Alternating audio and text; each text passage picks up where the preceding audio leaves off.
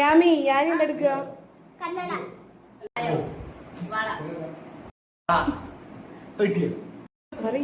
പെണ്ണ്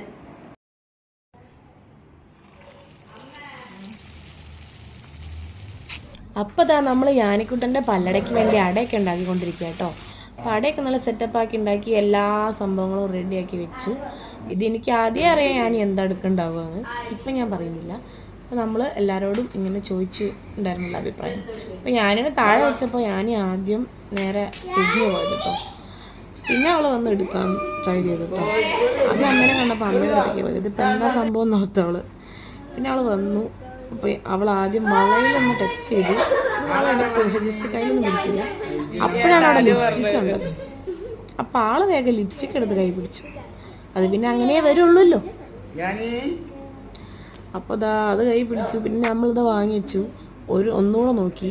അപ്പോൾ പിന്നെ അവൾക്ക് എപ്പോഴും ഫേവറേറ്റ് ആണ് ബുക്കും പേപ്പറും ഒക്കെ.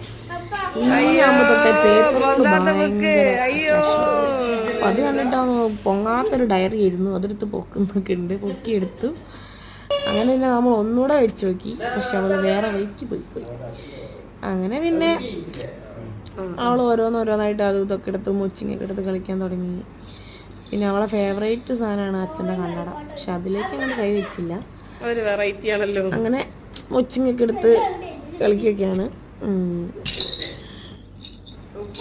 പിന്നെ അവളെ കഴിഞ്ഞ് നമ്മൾ അട കഴിക്കാൻ കൊടുക്കുന്നത്.